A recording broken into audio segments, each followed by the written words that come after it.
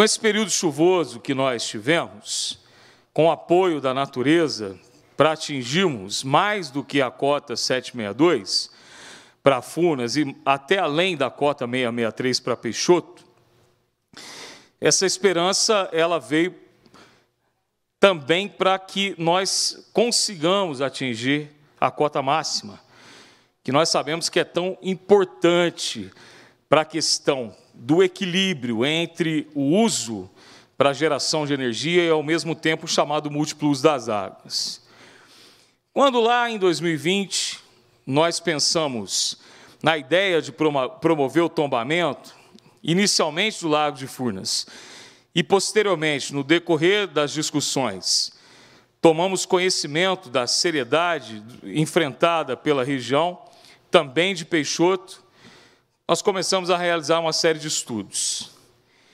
Esses estudos não foram apenas de ordem jurídica, mas também, especialmente, estudos de ordem técnica, para que nós pudéssemos chegar a uma alternativa a partir de Minas Gerais, a partir dessa Assembleia.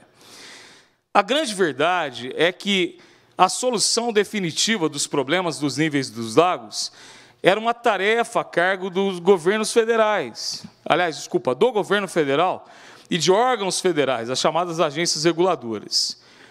Na primeira audiência pública que eu convoquei, dia 15 de maio de 2019, nós ouvimos, está aqui o Sidney, nós ouvimos do representante de Furnas, Sidney, que o que nós chamamos de lagos, para Furnas é reservatório, para gerar energia exclusivamente.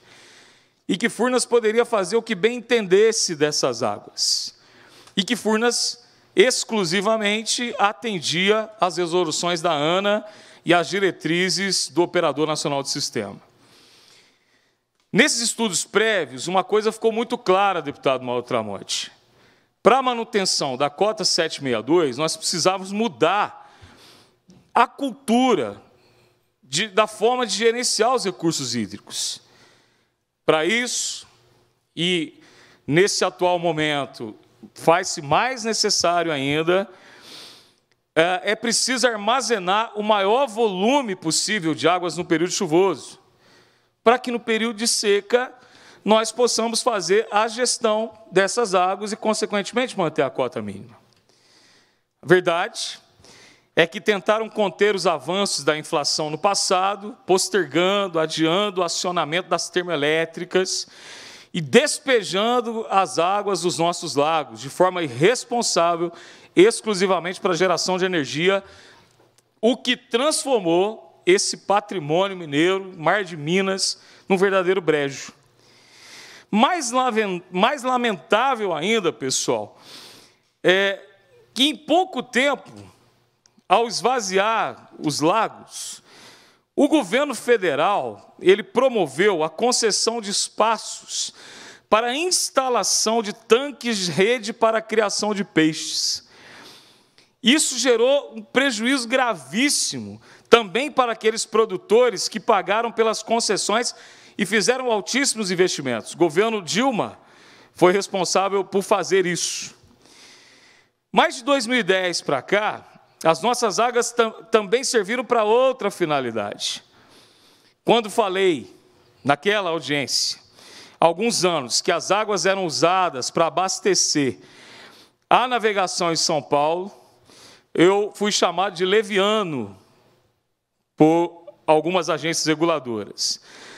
Mas, depois de um tempo, o próprio Operador Nacional do Sistema, deputado Antônio Carlos Arantes, informou o então senador Anastasia de que a manutenção da cota 762 impediria, no período de seca, a navegabilidade da hidrovia Tietê-Paraná.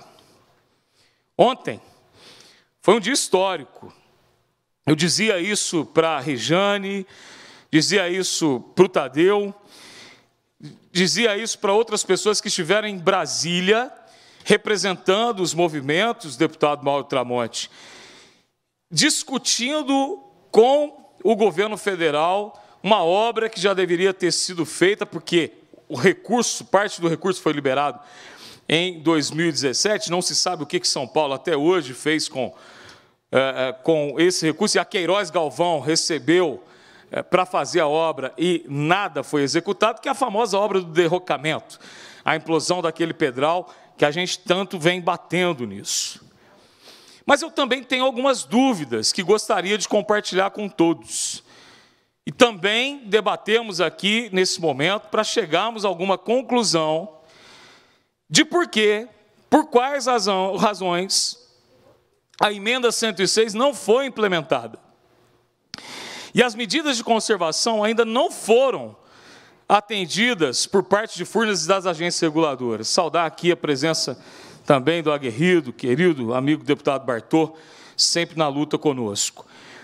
Como promulgação daquela que era a PEC 52, hoje a emenda constitucional 106, a Assembleia Legislativa, quase de forma unânime, declarou os lagos de Furnas e Peixoto como patrimônio de Minas Gerais, inserindo-os no rol dos bens tombados para fins de conservação, devendo manter a cota 762 para Furnas e 663 para Peixoto, garantindo aí a prática da piscicultura, da pesca, da agricultura, do turismo, da navegabilidade, etc.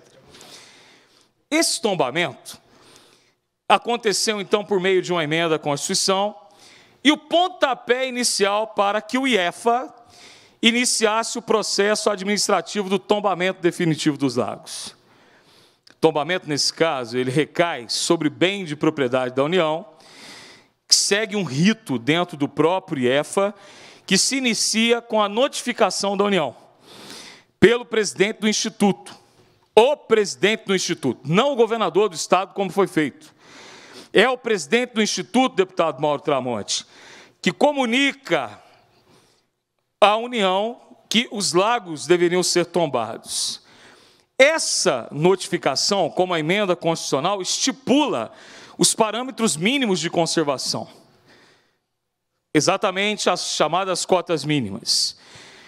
O tombamento provisório, conforme jurisprudência do Tribunal de Justiça de Minas Gerais, do Supremo Tribunal de Justiça, Superior Tribunal de Justiça, Supremo Tribunal Federal, traz as mesmas garantias do tombamento definitivo. Assim, a simples notificação pelo IEFA levaria à necessidade, preste atenção, senhores, se o IEFA tivesse feito a notificação como deveria ter feito, nós teríamos, então, já a garantia de adoção das medidas de proteção, ou seja, as medidas que impedem a degradação e a descaracterização de um bem tombado, inclusive de cunho preventivo.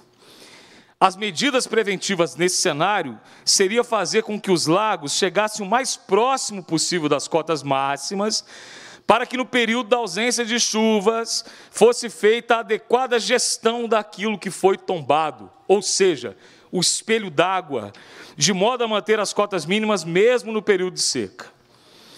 Em junho do ano passado, o governador, juntamente com a secretária de Meio Ambiente, oficiou a ANA e o Ministério de Minas e Energia sobre a emenda 106 e a necessidade de garantia das cotas mínimas. Exatamente, coincidência daquelas. 12 dias depois de receber o ofício, o senhor presidente da República entra com uma ação direta de inconstitucionalidade da nossa emenda. E aqui eu preciso fazer um agradecimento muito especial a algumas pessoas.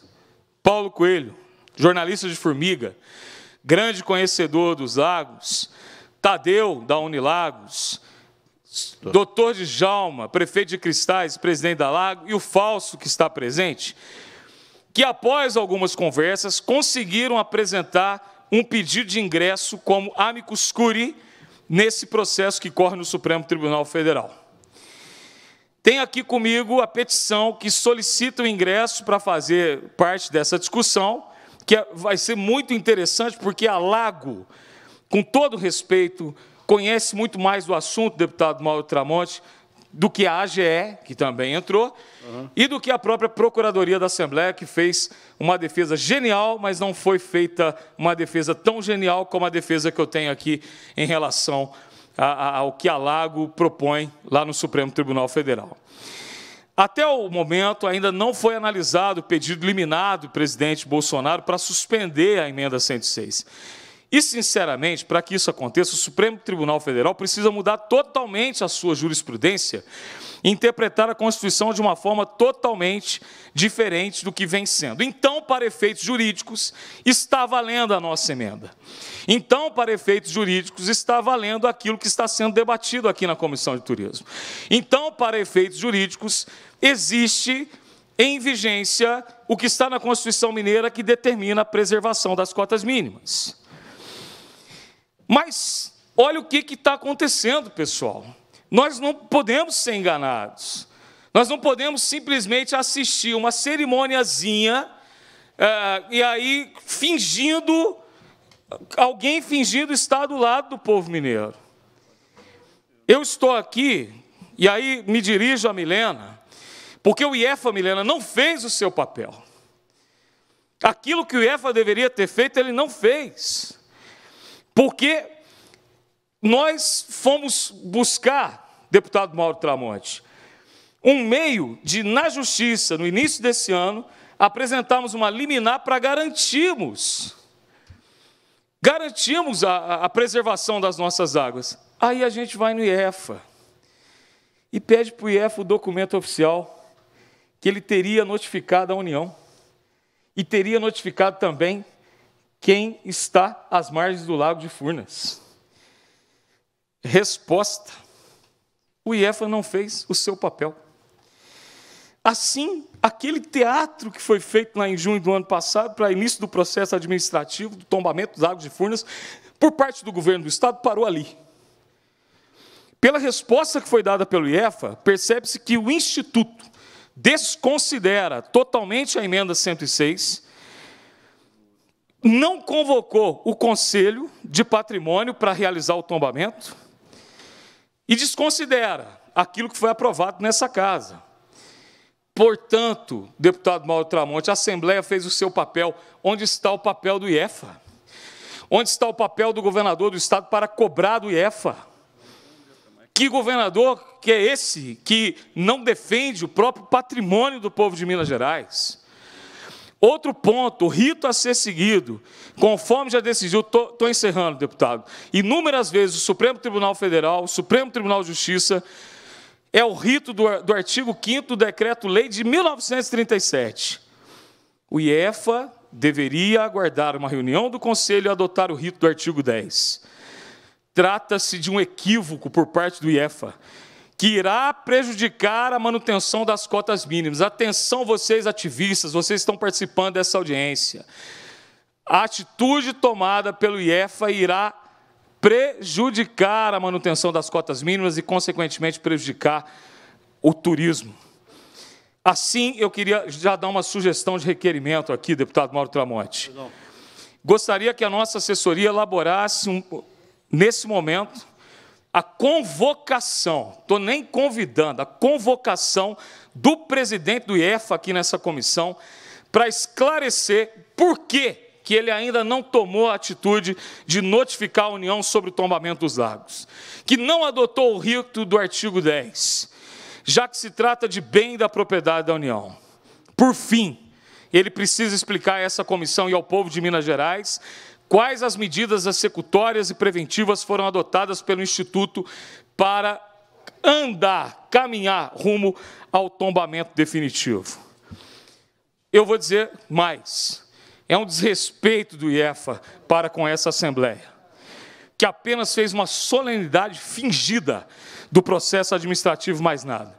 Precisamos de respostas. Enquanto isso, eu, professor Cleito, estou ajuizando uma ação contra o IEFA na Justiça. Porque não dá mais para brincar com a cara do povo de Minas Gerais, não dá mais para brincar com essa questão dos lagos, porque lutar por Furnas e Peixoto é lutar pela soberania do povo de Minas. Obrigado, presidente.